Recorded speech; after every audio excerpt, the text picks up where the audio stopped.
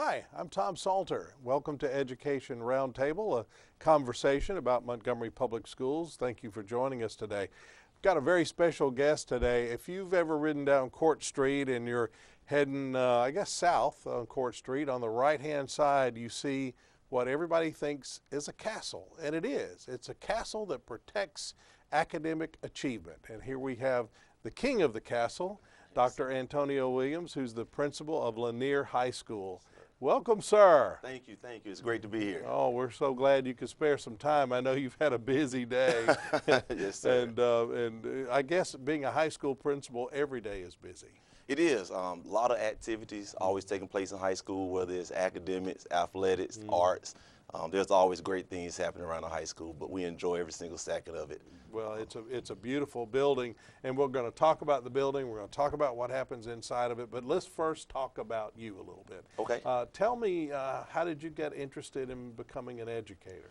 Awesome, man. Well, I grew up in a family of educators. My mom, my aunts, all are educators, and so I grew up in a family with plenty of educators. In addition to that, So you've been whipped by professionals. I is have what you're been saying. well, yes. But Even though it's not politically you correct can't do it anymore. anymore, but back in the old days, the teachers knew how to do that, didn't Yes, sir. It's definitely not fair to our young people. Now, they don't know the things they're missing out on with that. they? Exactly. But yeah, just awesome, man. I always had a love for helping people. Always enjoy helping individuals, especially young people, even from a young age. I enjoy helping my peers and helping those that was younger than me. That, in addition to the fact that several individuals in education poured so much into my life, whether it was the Orlando Robinson, choir director at Lanier High School, Yolanda Huntley, or being in elementary at Davis Elementary and having tutors come down from Lanier High School to tutor us and to assist us and mentor us. So many educators have poured into my life directly, and so having the opportunity to give back and to make that difference, I couldn't pass up an opportunity. So you graduated from Lanier. I did. I actually cool grew up is West that? Side Montgomery. Graduated How from my cool mom is graduated from Lanier. Oh, nice. Yes, so Very nice. so it's definitely in the family. My brother graduated, so I have a true love for Lanier. Not only did I graduate from Lanier, my first job as a teacher was at Lanier High School. Oh, And I really? was- I didn't realize that. Yes, That sir. is so cool. And I was actually hired by the principal who I graduated with. Ah. And it was amazing because I came back home just to visit after graduating college from Montevallo. I had pretty much already determined I was going to take a job in Shelby County. And I just came back after graduation to visit, and I was speaking to Mr. Washington. He said, you just graduated in education? I said, yes, sir. And he said, welcome back home. He shook my hand. My whole life changed. So that was your from interview, huh? That was my interview. And so we talked a little bit in his office, and that same day he asked me if I could go do my paperwork, and I called, and I called Mom. That's the first person I called, and I called my grandmother, and I said, I don't think I can pass this opportunity up. And I know I had made other plans, but the opportunity to come back to the school that meant so much to my life, Right. and to give back to the young people there, couldn't pass the opportunity up. What did you begin your educational career So teaching? I was teaching history, 10th good. and 11th grade history, as well as advanced placement history. And so I still have a love for history to this Oh day. yeah, I love history too. Well, sometimes we'll go get a beverage and talk about Yes, some sir. of those things. You don't meet too many people that love history, so. Yeah, that's right. Swamp Fox of the Revolution, one of my, well, anyway, we won't go there. These folks aren't interested in what I think about history. Yes, sir. Well, what about, I guess because you kind of grew up in the building, you really know every nook and cranny, don't you? Yes, but we're not going to talk in detail about that, unfortunately, because most of my knowledge came from as a student. Okay, but see, you know where the kids go and Oh, yeah, and hang definitely out. so. And Yes, sir. So that's good. The other night I was actually out on the field watching the football team practice for spring, doing some walkthroughs, and watching the baseball team practice and track. And I had a memory because I smelled some Church's chicken from Fairview. yeah. And I thought about my days on the baseball field. Right. At practice at Lanier High School, and every time he would drop that chicken, you would smell it. So after practice, And that'd then be the you're first place starving to death for the rest of the Oh, practice. that's hilarious. That's great. Well, how are our athletic teams looking for the coming year? We are very excited about all of our athletic programs, actually. A lot of growth over the last few years in the areas of athletics. And I tell people all the time, athletics means so much to a high school. Sure. When you start talking about school pride, when you start speaking about morale, school spirit, most times your athletics drive those things. Athletes also have a tendency to be your school leaders. There's a lot of times peers look up to their athletes. Right, sure. And so having a strong athletic department really makes a difference for a high school. Our football team is coming off making the playoffs now 3 consecutive years. That's right. Our basketball team was one game away from making it to, our boys basketball was one game away from making it away from the Final Four in Birmingham. Girls basketball have a lot of young talent. Like we're going to return some good players, returning a lot of good players in boys basketball, our volleyball team. I mean, just everyone. Our baseball team made the playoff for the first time in several years. And so they'll be competing this week down in Dothan, and we're excited about that as well. That's fantastic. Well, but there's all kinds of things going on in education. And one of the things we're finding, I think, and I don't know if it's true in Lanier or not, but is it's harder to get kids to be involved in that kind of stuff now. Band and football and all the different sports, because why? Why do you think that is? I think one of them is probably several factors. One of the main factors is that we compete against so much now. You know, back growing up when I went to Lanier High School, athletics and other things of that nature, being in the choir, being in the band. If you didn't do those things, you weren't a part of the in group, or you didn't know what was going on. Right. Now with social media, everyone kind of feels like they're involved, or they're in the in group, just from a couple of buttons, and so I think that has a negative impact. It doesn't seem like kids are as disciplined and dedicated as they once were to those things as well, and so back to where, you know, we had to go to summer camps because parents was gonna make us get out the house. Right. Back in the day, you couldn't just stay in the house and play video games all day or talk on the phone all day. We had to go to band camps and these other athletic venues that were going on, and now we find our kids aren't as committed to those things as they once were. The high school where I grew up in Bruton, which is a couple hours south of here, we had 400 kids in the whole high school, and 125 were in the band. Wow. So, and then another 60 or 70 were on the football team, and then you had 20 cheerleaders. I mean, you know, so basically the whole school was involved in some way in either athletics or in the music program, and it really has changed. I really try to encourage to our parents, when I speak to parents and students as well, I actually try to advocate being involved in one extracurricular activity, finding some type of niche, some type of program to be part of.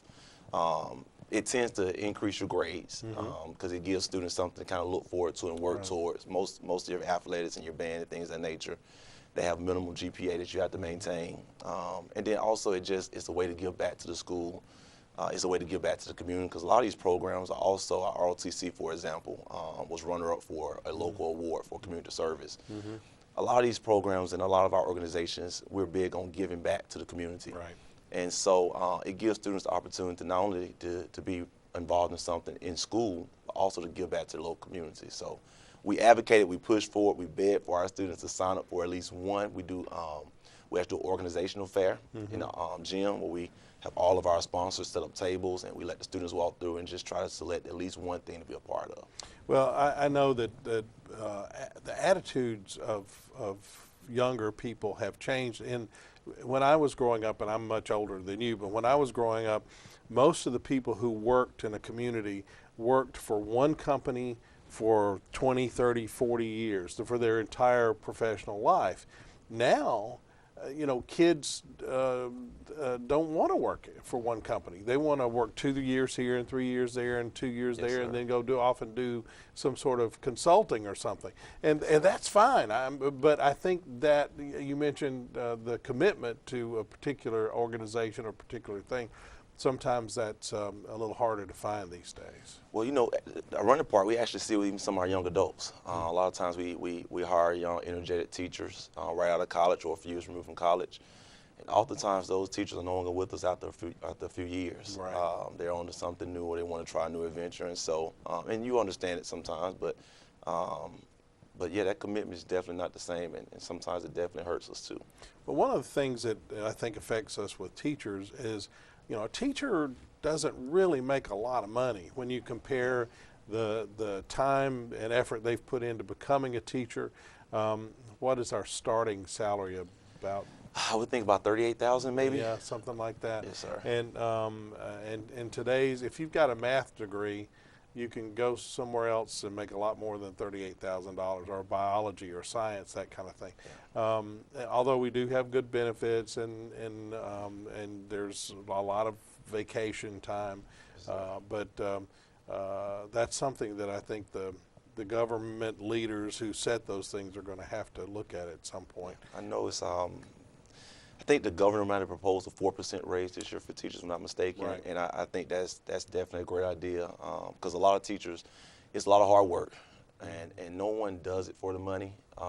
Otherwise, they probably would not have went into the profession. No. But it is nice to be properly compensated at times for your hard work. And educators now, we deal with a lot of issues. Speaking specifically to Lanier, we try to address any issue that our kids face that could become a barrier to their ability to learn or be successful in schools. And so a lot of times that lends itself to things outside of the educational umbrella. So for example, if a kid is hungry, we feel like that's an issue that we have to address as educators. And we put that responsibility on the hands of our teachers to be able to identify those students, to be able to identify resources for those students. We have a clothes closet for students. We have a backpack program. And so we try to make sure we just take on a lot more probably than people probably think that we take on. We become social workers, we become counselors, we become educators. Sometimes we become parents when they're away from home. And so we embrace that though at Lanier. And you talk about 9 months, working only 9 months. Well, most of our better teachers work 14-hour days, and they bring teaching. I saw something one time that teaching is the only profession where you steal stuff from home to bring to work rather than getting paper clips from work to take home. And it really is tough, and it's a tough profession. But you're right, they do it because they love it. But we're always looking for certain areas. What are your biggest needs in terms of teaching areas? Everything. We just need good teachers. Yeah. We just need really good teachers that care about kids. We have the theme of Reclaiming the Castle, and the L in Reclaim stands for love. And we look for people who not only love the profession, but they love kids. Right. They love Lanier. They love our community, because a lot of times that's what gets us by. I think what makes our job a little bit easier is it's so rewarding. Right. And I try to tell teachers that when I interview them. This can be a very rewarding occupation, even though it's stressful at times because you pour so much into it. When you get those success stories and when you have those kids or those parents to come and just say thank you. I had a parent, we had some teachers, a young lady could not afford a dress to go to a ball. And some teachers actually purchased a dress for her and got her hair done and shoes and paid for her to take pictures at the ball. And that was probably so small for those teachers in terms of they didn't think it was a big deal. Parent came and brought the picture, and she was just so appreciative, so thankful, because she felt like if it wasn't for that, her child would not have made it to attend that ball. Well, it probably wasn't a big deal because they've probably done that before, and they'll probably do it again. Yes, it really takes a special heart to be a teacher. But we are always looking for math, science. Math, science is probably the hardest areas to find. Math, science, and special education. Right.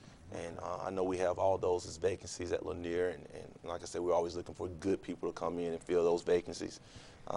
So all you got to do is go to our website and click on Join Team MPS, and you can find out more about how to be, if you're a certified teacher or substitute, any of those things. We're looking for all of it. Bus driver. Oh, bus drivers! My golly, I drove a school bus when I was 16 years old. Wow. Back in the day when the dinosaurs were still roaming the earth. I wonder, we have some 16-years-olds with license. I wonder if the superintendent would be interested in. Can't do it anymore. Can't do it, and I can't believe they let us do it then. But anyway, that was a long time ago. Lots of things have changed. Speaking of things that have changed, the castle hasn't really changed, which is, and you were talking about an alumnus who came in who said it looked exactly the same, and you didn't know if that was a good thing or a bad thing. I didn't. I told him, I said, I'm not sure if that's a compliment or an insult, but the fact that it's such a beautiful building, the architectural work that was done there is just beautiful. The building is in need of some TLC. We try our best to maintain it and keep it clean. Because our school system don't receive the funds that we really need to do some things that need to be done. we just make the best out of it. Our kids deserve the very best, and I communicate that all the time to anybody I can tell that to. It's hard to tell kids that they're special. It's hard to tell kids that you believe in them, that they deserve all the great things and all the final things in life, and then not be able to provide the resources, the adequate resources they need in order to achieve nothing but the best. And so, when I look at the castle, we're in need of paint. We're in need of a new roof. The gym it's needed air conditioning in the gym. We have a great track team, and the coach was telling me the other day, he has student athletes that's hurt or injured from practicing on the track because it's in such bad condition. And so there's so many. Our auditorium, we have a beautiful auditorium. Oh, it's lovely. And there have been some really cool people perform there over the years, haven't It has, yes, sir, definitely. We've had world-renowned artists to come perform in there. We still do a lot of things in there even today. Recently, we had the Norris Project. We partnered with Caroline Lawson, right? And we had that project on yesterday evening, and it was a huge success. Several alumni came back and supported that, where some of our students at Lanier High School partnered with some of the ladies from the community, and they did some bonding activities and learned about each other's life and did some playwriting. They actually wrote plays about their counterparts' life, and those plays were read last night by some professional actors and actresses. Wonderful. Well, if you haven't been to the castle, if you haven't stopped by, I know that Dr. Williams would be happy to give you the nickel tour, even without a nickel. But Open door. It is a great facility. But we were talking about kids and how we need to show them we value them. For instance, Montgomery Public Schools have a 10 mil in ad valorem taxes. Pike Road, which is a newly opened school system, they just down the road, they have 25 or 26 mills that their community voted to support them. And so as the days go on, we'll be talking more about that, I'm sure. But we're in the middle right now of looking at next year's budget, and we've got to cut $10 million. Yes, sir. 8 years ago, our budget was $325 million. This past year, it was a little less than $300 million, which means it has gone down over 8 years, and prices haven't gone down. So, but anyway, enough about that. Well, it negatively impacts our ability to educate kids. Though. Sure. I don't know how many people understand that, but we have to cut teacher units as a result when we don't have and central office positions. And I mean, we're not just teachers. Yeah, we're trying to keep. So it definitely negative impacts. And research even shows, smaller class sizes are more conducive, especially when you deal with students from high poverty areas. Smaller class sizes are always more conducive to success. And when you start cutting units and increasing the class size for students, you're really making it difficult for educators to do their job appropriately.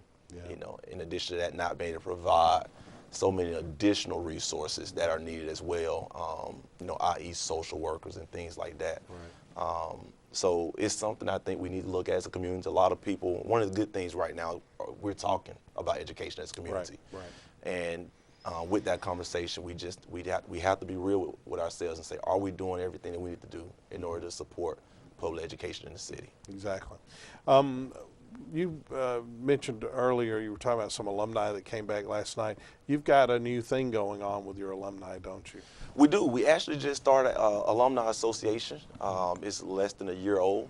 We'll be doing a membership drive here recently. One of our founding members, Jim Hobson, he passed earlier this semester. Oh, and we were definitely hurt by that because he was such a good guy, great supporter of the school.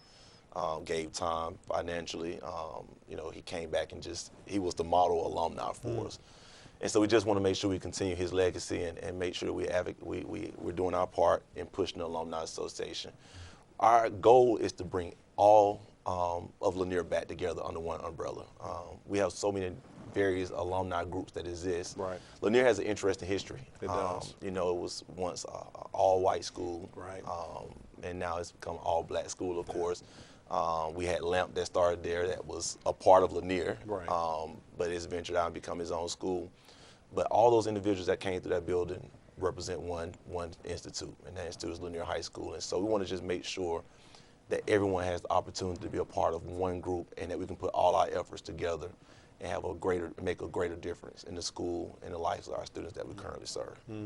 Well, if you're interested, if you're a Lanier graduate and you're interested in finding out more about the Alumni Association, you can, of course, stop by the school. Definitely. Or you can give Dr. Williams or one of his staff members a call.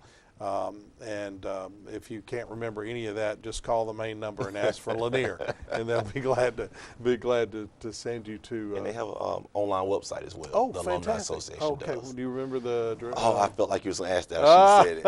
I can't remember it off the top of my head, but you can get to it through our homepage on MPS So as you well. can go to engageeducateinspire.org, click on schools, click on Lanier, and then you'll see a link there. So that's a great way to do it. Yes, sir. You've, over the last 4 or 5 years, since your arrival, you've been there? This is year 5. Okay. Yes, sir. And over the last 4 or 5 years, you've had a theme for your school. Yes, sir. And it was reclaiming the castle, which Yes, is sir. just brilliant. And you've had a lot of people working very hard to sort of surrounding and building up that mantra. Yes, sir. And you're getting ready to celebrate that, aren't you? We are. We're going to celebrate in May. Originally, when we embarked on this journey, we did a 5-year plan for school improvement. And Reclaim was kind of that acronym for that 5-year plan. And we playing with words. Someone ended up mentioning, I think it was Gerald Williams. He ended up mentioning reclaiming the castle. And I was like, man, that's an awesome theme to go on. What we're trying to do. Right. And we had several individuals that kind of helped us with that 5-year plan. Elena Barranco, she assisted us with it. At the time, she was with AUM Outreach. Mary George Jester was on our committee.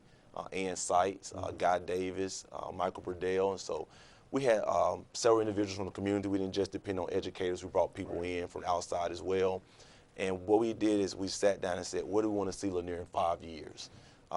And we broke it down to various things, various areas, and did a 5-year school improvement plan. Every year we've measured our growth and we've made significant improvement. So for example, 5 years ago our graduation rate was 67%. Well, our 2018 graduation rate was 81%. There you go. And so a huge growth in graduation rate, and still haven't reached our ultimate goal. No. But we're still working towards it, and we've seen a lot of improvement. We talk about football. Our football team went from 0 wins 5 years ago to competing for area championship this past year, and so just a lot of growth over the last few years. And we're very proud of the things that we made to accomplish. So we're going to celebrate because we are proud of the growth. However, we still have a long way to go. We still need to do some things to improve our report card. We're being very intentional, the I and Reclaim. We're being very intentional about that. We're reviewing our data. We're doing our research, our homework to make sure that our students receive nothing but the very best. Well, I know that you and your staff work 24/7 to do that very thing. One of the challenges that we have in especially from my perspective as the communication guy, is that there's so many opportunities for people to say things that aren't necessarily based on fact. Yes. The rumors get started. There was a picture going around the Facebook sphere of an apple pie that had been cut in half, and somebody said it was raw chicken that was being served at one of the schools, which it was an apple pie, but they said it was raw. But anyway, so what, as a principal of a high school, Yes, sir. rumors and misinformation is an issue. How do you battle that? The only way you can is through transparency, through communication, and through relationships. We're very intentional with our PTSA. Our PTSA have won several awards over the last 5 years. I've had the opportunity to receive Administrator of the Year for the state of Alabama. We had some parents to receive some state awards. Some of our school staff have received some awards. And so we are intentional about bringing our parents into the school, bringing community people in. We have an open door policy. We know that we need help. We know that we need support. And so we are quick to say, all right, we're quick to communicate our issues. We don't try to hide things. We don't try to sweep things on the rug. We try to address real issues. And so the best way you can kind of deal with those rumors is have an opportunity for people to come in and communicate with you. But I tell you, not only have the opportunity for people to come in, but going out into the community as well. Right. We are intentional about going to our feeder schools. We are intentional about going to our local churches. We have several partnerships with local churches. When our students are doing things throughout the community, we go out and participate. We don't mind going over the Gateway to a softball or baseball game. We don't mind, going downtown to the complex to see a volleyball game. We don't mind going to see a child or a student in a play at their church. And we don't mind talking to our parents. And so I think being so open, and the disadvantage of that, sometimes you stretch yourself very thin. Yeah. I have parents sometimes say, I call up you a message, and you haven't called me back, and I say, I called 9 out of 10 back, and you happen to be the one I didn't. Or parents, I sent your email, I responded to 80 out of 100 emails. You haven't, but we try our best to get back to everyone in a timely manner and make ourselves accessible and available to them. We try to be servant leaders to our parents and to our students. Right, and you do a great job. We've got about a minute left, so I'm going to ask you 2 quick questions. What's the worst part of your day? I don't like sending meetings. Yeah. You can take that. You're in the wrong business. Because we meet a lot. Yes, we do. I like being with the kids. Right. I like going into the classroom, seeing the teachers. We have so many creative teachers that do so many great things in the classroom. So the best part is being out amongst the people and being out amongst the teachers and students and seeing the students grow and learn each and every day. And so you answered both questions. Oh, I did? Because the next question was, what was the best part of your day? And you just Yes, sir, it is. Well, if somebody's watching now and they are an alumnus or they just really think the building's cool or whatever, they like the band, how can they help? What do you need? Just support. A lot of times people think we just need financial support. We need financial support as well, don't get me wrong. But whatever your gift is, it's probably an opportunity for you to give back to our students. If you're a great cook, it may be an opportunity for you to come and help some students that may be involved in a home ec class. So whatever your gift and your talent, we want you to come back in. We have an open door policy. Of course, we have to do background things of that nature, but we'll take care of all of that. Right. But just stop by one day, come in, ask for myself, any of my administrators, and we'll be happy to put you to work. Fantastic. Oh, thank you so much for Yes, being sir. with us today. Thank you. Dr. Antonio Williams, who's the principal and proud papa, I think, almost of Lanier High School. Yes, sir. Has been our guest, and we're so glad to have you. And we're so happy that you stopped by to spend a few minutes with us today, and we hope that you'll continue to watch the program here on Capital City TV. And you'll let us know if there's something we can do for you. You can go to engageeducateinspire.org and send an email or get information on how to contact us if you need something. Thank you again for joining us, and we'll see you next time on MPS Education Roundtable.